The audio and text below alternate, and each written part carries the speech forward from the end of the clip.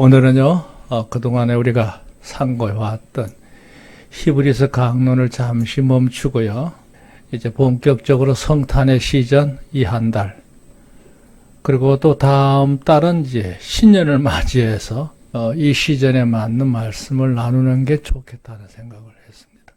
자, 그래서 오늘은요, 늘 듣는 말씀이지만 다시 한번 성탄절에 대해서 의미를 되새기면서 어렵지 않게 말씀을 나누는 시간을 가지려고 합니다. 2024년 성탄 시즌을 맞이하면서 첫 번째 우리가 오늘 다루고 싶은 얘기는요, 족보 얘기입니다. 그럼 오늘 제목이 예수 그리스도의 세계 그랬습니다.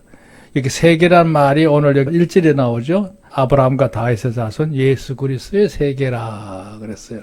이 세계란 말은 가계란 뜻이기도 하고 요즘 우리 순수한 말로는 예수님의 족보다 이런 뜻이에요. 지금은 시대가요 굉장히 개인주의화 시대인, 무슨 얘기냐 하면 내 중심으로 이루어져가는 세상이 지금 세상의 하나의 그 특징이다 이렇게 말할 수 있습니다. 특히 서구 사회 같은 경우에는 아주 그 개인주의가 극단화되어 있는 편이지요. 근데 우리나라는 그래도 다행스러운 거는 우리라고 하는 개념이 있잖아요. 우리. 이건 가족 개념이고 또 하나의 형성되어 있는 공동체의 개념이거든요. 이 우리라는 개념이 가족 단위도 그렇고 사회 단위도 그렇고 국가 단위도 그렇고 의미가 있는 거죠. 이 세계라는 말이 뭐냐? 족보 얘기인데요. 세계적으로 족보가 가장 잘 보존되어 있는 나라 중에 하나가 우리나라입니다. 서구 사회에서 족보라는 개념 자체가 없어요. 왜냐하면 나를 중심으로서 내 부모, 할아버지 정도까지는 올라갈 수 있어요. 직계 좀비 속으로 따졌을 때 그 정도 사회. 우리는 이 족보 개념이 굉장히 강합니다. 각 가정마다 여러분 가정에 족보가 있는지 모르지만 나라고 하는 존재가 그냥 태어난 존재가 아니고 태초로부터 이어오던 흐름을 따라서 지금 맨 끝자락에 있는 게 우리잖아요. 그리고 또 우리 이후로 또 다시 이어져가는 흐름이 있다 이 말이죠. 그 줄기 하나하나를 바라보는 게 바로 족보의 개념인데요. 예수님도 마찬가지예요. 그 예수님의 족보는 오늘 우리가 한번 보려고 합니다.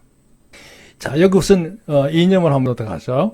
세상에는 태초로부터, 그렇죠? 천지 창조 때부터 세상이 세워지는 그날로부터 말이죠. 시대를 따라서 계속 연결되어 오면서 오늘에까지 왔죠. 그리고 세상이라고 하는 것은 5대양 6대륙으로 이루어진 삶의 자리들이 있습니다. 그걸 지역이라고 하고요. 그리고 거기에는 이제 고유한 그 지역을 지켜가는 하나님께서 배정해 놓은 혈족들이 살아가죠. 그래서 그들이 이제 군집을 이루게 돼서 하나의 큰 공동체인 나라까지도 세워져서 존속되고 있는 게 이 세상의 모습이에요. 그 총적을 따라서 계속해서 끊임없이 출생을 반복하면서 오늘까지 이루어져 온 겁니다. 그리고 이제 공생이라는 단어를 썼는데요. 서로 협력하며 연합을 이루면서 여기 후생이라는 말을 썼어요. 후자가 두터울 후자인데요. 이게 무슨 얘기냐? 살면서 서로의 공익을 찾아서 풍성하고 윤택한 삶을 위해서 애쓰는 삶을 이루어온 것이 우리 인간의 흐름입니다. 자, 그러는 가운데 중요한 점은 뭐냐? 우리 각 사람 한 사람 한 사람에 대해서 그 삶의 자리들을 한번 이렇게 추적을 해볼 때, 찾아볼 때 말이죠. 기본적인 개념이 세 가지가 있는데요. 첫째, 가족이 있죠. 작은 단위의 가족.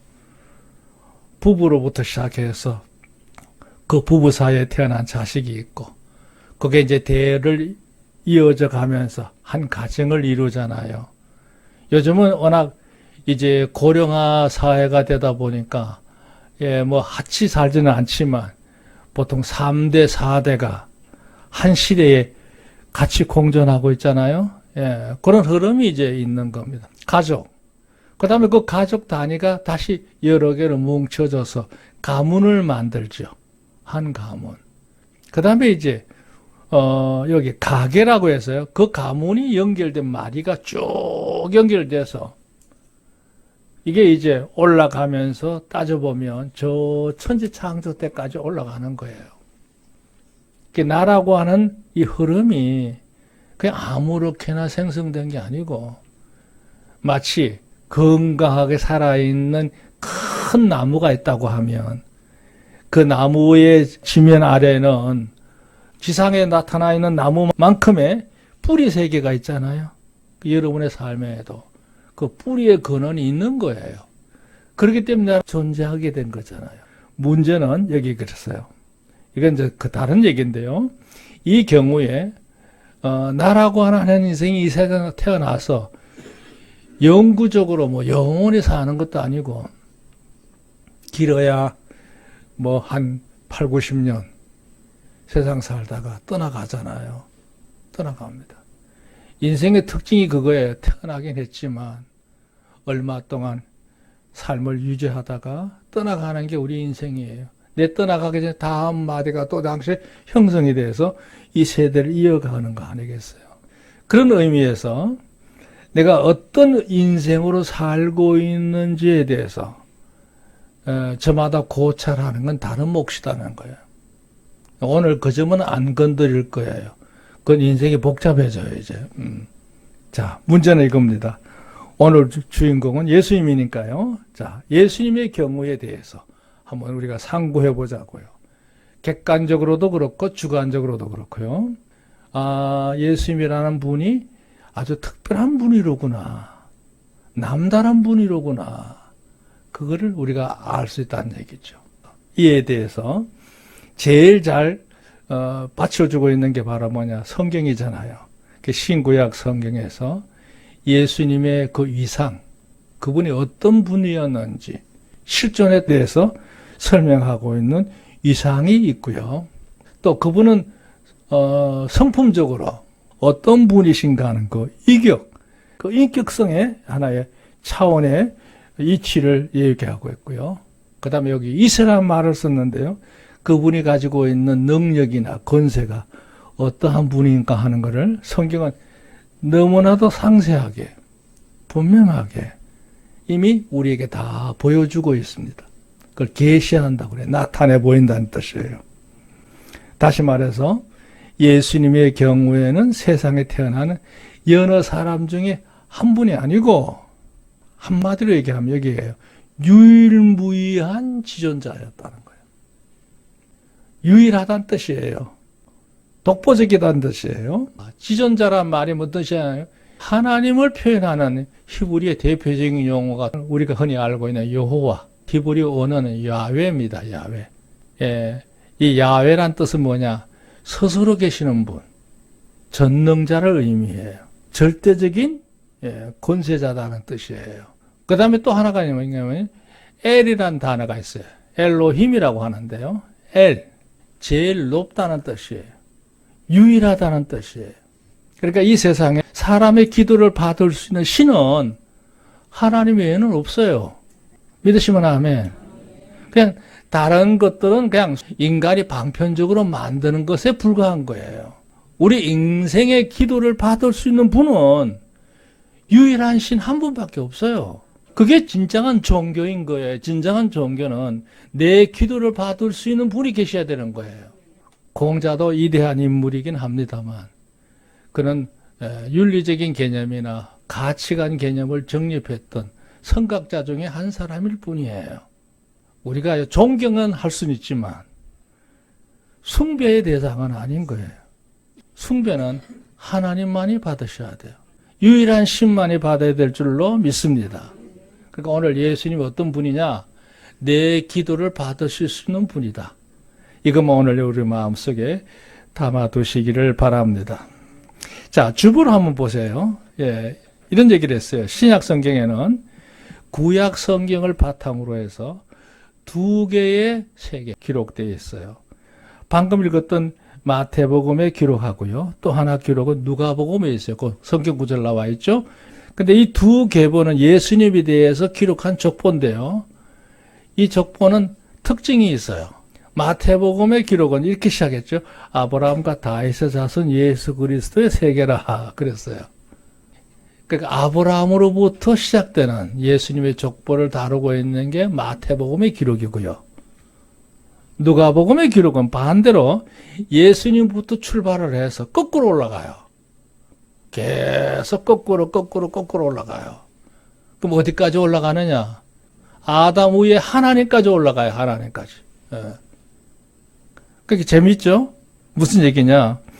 마태복음에 말하고자 하는 족보의 목적하고 누가복음에서 말하는 족보의 목적이 달라요. 다릅니다. 어떻게 다르냐? 여기 보세요.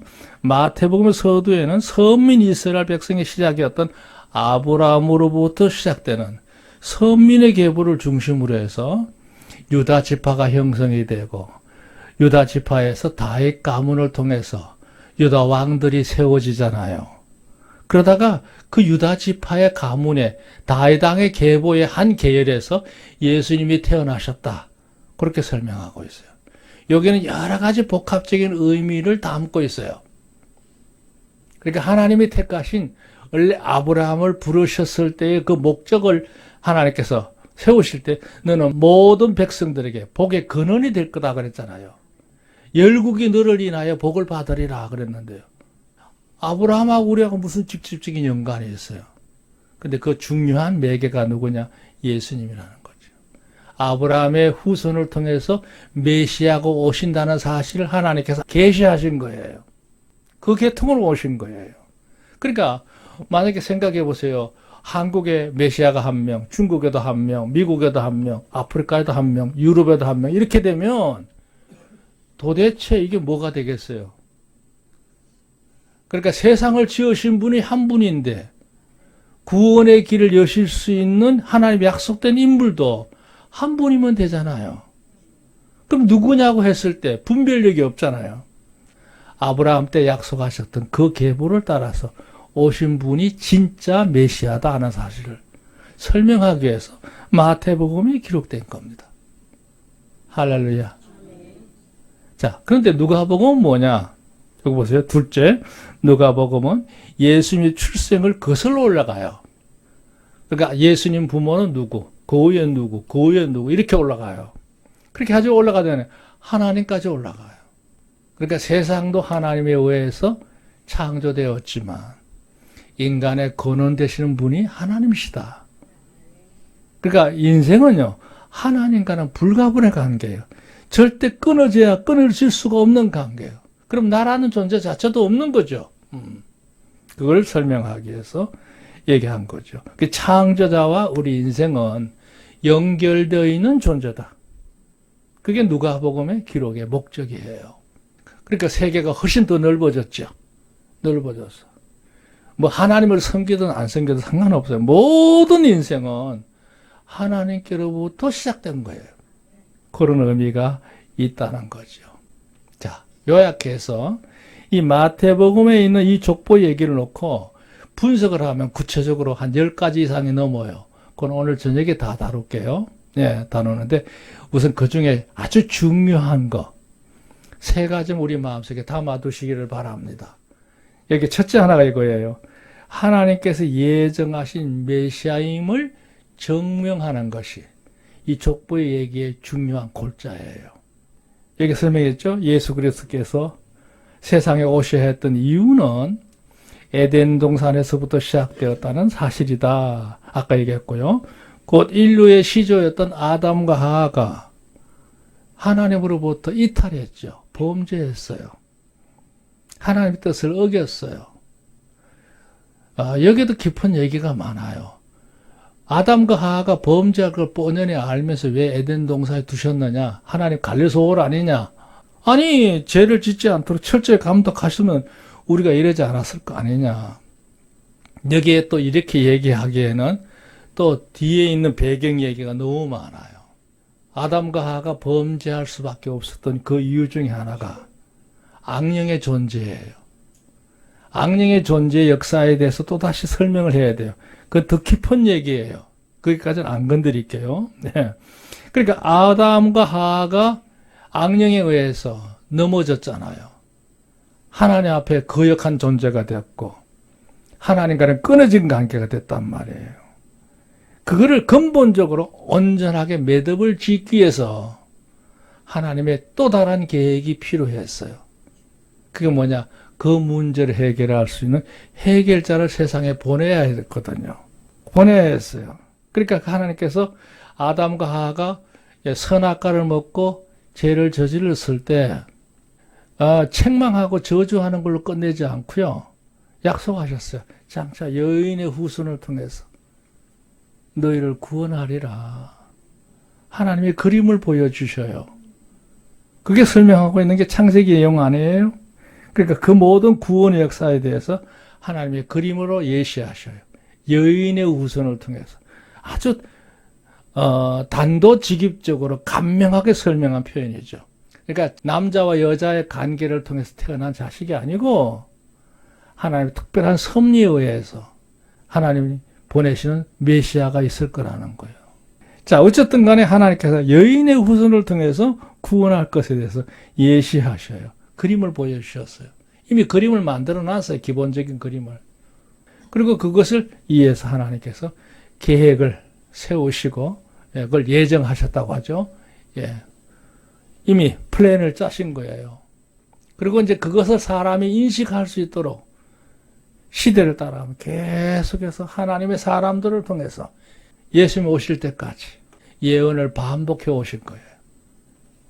그러니까 아무리 사람이 그걸 거부하고 무시할 수 없도록 예수님을 인식할 수가 있는 거예요. 안 그랬으면 지금도 대혼란이었을 것입니다. 대단한 거예요. 옆에 간주 하나 넣어놨죠. 메시아의 흐름에 대해서 요약한 요소를 쭉 설명해 놨어요.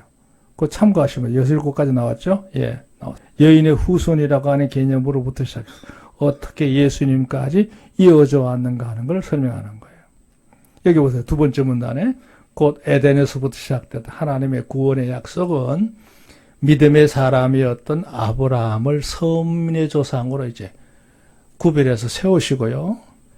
예, 메시아의 계보를 더 명확하게 구체화시키는 것이죠. 그게 구약 역사입니다. 그렇게 해서 이제 결국에는 유대 땅 베들레헴에 예수님이 탄생하시게 되잖아요. 그러니까 이거는 거부할 수 없는 분명한 구별이라는 거죠. 구별이에요. 그러니까 예수님이 오신 것은 뜬금없이 몇 사람에 의해서 사설로 만들어진 그런 꿈 같은 얘기가 아닙니다. 이게 세상에 존재하게 된 큰 흐름이에요. 그걸 설명하는 게 바로 여기 일대지 얘기입니다. 두 번째, 여기 보세요. 이 계보를 보면 분명하게 증거하는 게 뭐냐. 예수님의 계보는 하나님 본체 되신 그 분이 사람의 몸을 입기 위한 과정을 설명한 거다라는 거죠. 흔히 말해 성육신인데요. 성육신의 계보를 분명히 증거하고 있는 게 이 족보의 큰 의미입니다. 여기 아주 중요한 말을 놨어요. 사도 요한의 기록에는 요한 1서에 나와요. 예수님께서 세상에 왜 오셨느냐 그랬을 때 사도 요한은 딱 한마디를 했어요. 딱 한마디. 마귀의 일을 멸하기 위해서. 아까 처음에 얘기했죠. 아담과 하와가 범죄한 거에 대한 얘기를 하려고 하면 악령에 관한 세계를 다 이해를 해야 돼요. 이건 설명이 많아져요. 혹시 여러분 삶의 계자시 이제 2단계 마이도불 아곡할 때 마귀의 존재를 설명했던 그 면을 여러분 한번 다시 시청해 보시는 것도 좋아요. 예, 그 마귀의 세계 일정 부분을 얘기하고 있거든요. 그 마귀가 세상에 와서 하는 일이 있어요. 그게 뭐냐? 사람들을 하여금 마귀를 하도록 만들어. 마귀의 종으로 부려먹어. 그 마귀가 하는 일은 뭐냐? 하나님과 덩지는 거예요. 하나님의 계획과 멀어지고 단절된 삶을 살게 하는 거예요. 그 일에 유혹을 해요. 유혹. 계속 끊임없는 미끼를 던져요. 그리고 결국 사람들이 범죄하잖아요. 그게 넘어가요. 미혹돼가지고. 범죄예요. 범죄가 끝나지 않아요. 그게 범죄는요, 자꾸 공범화됩니다. 그 세력을 키워요. 죄 짓는 사람이 절대 혼자 죄 짓고 말고 그렇게 하지 않습니다. 같이 끌고 들어가는 끈앞풀을 만드는 거예요. 이게 범위가 커지게 되고 세력이 되고 문화가 되고 거짓된 지식으로 채워져서 사람들을 끊임없이 넘어지게 하는 거죠. 근데 결과가 뭐냐? 하나님과 영원한 단절이에요. 흔히 말해서 사망이에요. 이 사망이란 말은 분리된다는 뜻이에요. 죽었다는 말이 뭐예요? 육신의 삶에서 이별을 의미하는 거 아니에요? 끊어진 관계가 됐다는 거예요. 진짜 사망은 뭐냐? 하나님과 우리 인생이 끊어지는 게 진짜 사망이에요. 그 역사를 완전하게 해결짓기 위해서 예수님이 세상에 오셨다는 겁니다. 믿으시면 아멘. 또 하나, 사도 바울은 이렇게 얘기했어요. 예수님이 왜 오셨느냐? 우리 안에 예수님을 영접함으로 인해서 하나님이 계실 수 있는 성전을 만들기 위해서. 하나님께서 내 안에 늘 내주하신다고 그러죠. 예. 우리 안에 늘 계시기 위해서, 거룩한 성전을 만드시기 위해서 하나님이 예수님을 보냈다는 거예요. 그러니까 우리가 누구든지요, 예수님을 내 마음의 구주로 영접하면, 진정한 영접자, 구원자로서 내 마음에 받아들이면 하나님의 영이 여러분과 함께 늘 함께 계심을 믿으시기 바랍니다. 요즘 현대말로 말하면 하나님과 나와 사이에 채널이 연결된 거예요. 채널이. 외국을 나가면 그 공항에서 제일 먼저 해야 될 일이 뭐냐 하면, 물론 그 나라 돈으로 바꾸는 일도 중요하지만요, 그거 못지않게 중요한 게 있죠. 내가 떠나온 사람들과 주고받으려면, 또 그곳에 가서 여러 가지 많은 정보를 취합하려고 하면 내 통신수단이 있어야 돼. 그 말하면 유심칩을 사야 되잖아. 유심칩을. 그걸 꽂아야 내가 자유롭게 그곳에 가서 활동할 수가 있어요. 똑같은 거예요. 예수님을 내 안에 구주로 영접한 거는 바로 하나님과 나가 늘 하나 될 수 있는 유심칩이 우리 안에 있음을 믿으시기 바랍니다. 좀 이상한 비유긴 하지만 그렇습니다. 주님과 나와 소통할 수 있는 영적 채널이 성전화되는 거예요. 내 안에 기지국이 설치되는 거예요. 그렇게 해서 오셨다. 그렇게 사도 바울은 표현하기도 했습니다. 그 예수님이 세상에 오셔서 하신 일이 많잖아요. 그 예수님께서 인간의 몸을 입고 오셨어요. 그 인간의 몸을 입었다는 말은 뭐예요? 우리도 예수님처럼 영적인 사람이 될 수 있다고 하는 걸 보여준 아주 대표적인 사례다, 이렇게 말할 수 있습니다. 자, 세 번째 하나 볼게요. 오늘 이 족보에서 말하는 중요한 요소 이거예요. 대속하려는 죄인들의 비천한 대생을 증거한다. 이게 좀 말이 꼬인 듯한데요. 무슨 얘기냐? 예수님께서 세상에 여행 오신 게 아니에요. 관광으로 오신 게 아니에요. 인생들을 구원하시기 위해서, 사람들의 삶을 직접 체험하시기 위해서 이 세상에 몸소 오신 거예요. 물론 오래 사시지는 않았어요. 33년 반밖에 안 살았어요. 아까운 나이죠. 정말 아까운 나이에요. 그러나 이 세상에서 천년을 살아본들 무슨 의미가 있어요? 없어요. 흔히 성경에 말하는 대로 70년, 80년, 또 좀 더 장수하시면 90대, 100세까지도 사실 수 있겠죠.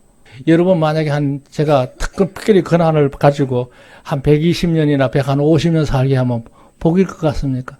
그러면요, 인생의 절반 이상은요, 거의 불구자처럼 살아야 되는 거예요. 아무것도 할 수 없는 존재로. 그 세월이 과연 복될까? 그 하나님께서 너희 연수가 70이여 강건하면 80이라도 하신 것이, 인생의 삶을 누리는 걸 가장 적절히 하셨구나. 그래도 유복한 모습으로 80년, 90년을 사시면 복된 거죠. 우리는요, 하나 앞에 살아갈 때 늘 육신으로 건강하게 사시는 것을 감사함으로 하나님께 영광 돌리시기를 좀 축원합니다. 죄인들이 살아가는 모습이 아무리 세상에서 장수한들, 부귀 공명을 다 누린다고 한들 그의 인생은 한마디로 얘기해서 비천한 겁니다. 문제가 많은 거예요. 그런 삶을 주님이 직접 오셔서 경험하셨어요. 여러분 잘 아시는 대로 주님은 부잣집의 아들로 태어나신 게 아니에요. 그냥 시골 동네의 목수의 아들로 태어나셨어요. 신분이 그랬어요. 사회적인 신분이. 그 당시에 목수는요, 지금처럼 뭐 고급 가구를 짜고 그런 게 아닙니다. 2000년 전에 나사렛 동네의 목수는요, 기껏해야 그 당시 무슨 농기구가 있겠어요. 그냥 나무 깎아가지고 쓰고 있는 여러 가지 농기구들, 그거 부서지면 수선해 주는 거. 뭐 지금 생각해도 구차한 거죠. 그렇게 해가면서 겨우겨우 연명했던 직업이에요. 그 집의 아들로 태어나셨어요. 하나님께서 사람이 겪을 수 있는 가난의 맨 밑자리에 계신 거예요. 그 오시게서 주님께서 두 벌 옷을 탐하지 않으셨어. 그런 여유가 없다는 뜻이에요. 거기다가 얼마나 많은 고통을 겪었어요. 사람들로부터 멸시천대 받은 건 말할 것도 없고 인생의 수많은 질고들을 다 겪으신 분이 주님이신 거예요. 그러시다가 주님이 마지막 십자가 지시는 장면도 보면 억울하게 짝이 없는 죽음이죠. 불과 나이 33살에 그 생애가 다 누구를 위한 거였느냐? 결국 우리를 위한 것이었음을 믿습니다. 재미있는 건요. 오늘 이 예수님의 족보를 보면요. 여기도 언급했습니다만 특별한 인물들이 나와요. 다말. 예수님의 조상 중에요. 다말이란 사람. 다말은요. 또 그 얘기하면 이 예배 시간에 설명하기가 좀 곤란한 다말. 다 말하지 말란 뜻이겠죠. 그 다음에 라합이에요. 라합은 기생이었어요. 그 다음에 룻. 이 모함 여자인데요. 바세바. 그러니까 소위 말하면 여기 나와 있는 다말, 라합, 룻, 바세바. 글쎄 룻은 좀 나을 수 있어요. 그렇지만 대부분의 모든 모습들이 당시 유대인들의 사고방식 관점으로 볼 때는요. 사람 축에 끼이는 사람이 아니에요. 그런데 다윗왕의 계보에 엄연한 조상으로 등재됐다는 사실이 놀랍지 않아요.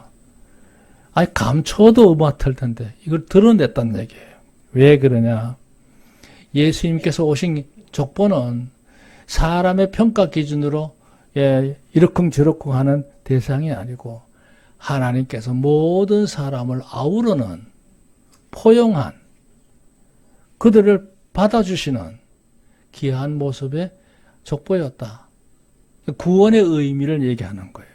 옆에 주보에다가 넣어놨습니다만 누구든지라는 말이 나오죠. 누구든지. 구원의 대상은요. 특정인이 아니에요. 예수님을 구주로 영접한 사람이면 입으로 시인하는 사람이면 따라합시다. 누구든지 구원을 얻으리라. 구원받는다는 거예요. 하나님께서 구원을 베푸신다고 선언하셨어요. 제 아무리 흉한 죄인이랄지라도 추한 자일지라도 상관없어요. 미천한 자일지라도 상관없어요. 예수님을 그 마음의 중심으로 모시면 하나님께서 그에게 하나님의 자녀가 되는 특별한 권세를, 그 명예를, 그 귀한 은혜 역사를 하나님이 베풀어 주신 줄로 믿습니다. 그러니까 우리는 하나님의 자녀라고 하는 일에 대해서 자부심을 가지셔야 돼요. 다만 하나 더, 우리끼리 서로 차별하고 비교하고 열등감 갖고 우월감 가질 일은 없습니다. 우리는 누구든지 다 똑같은 줄로 믿습니다. 하나님의 은혜로 그 백성된 자들이니까요.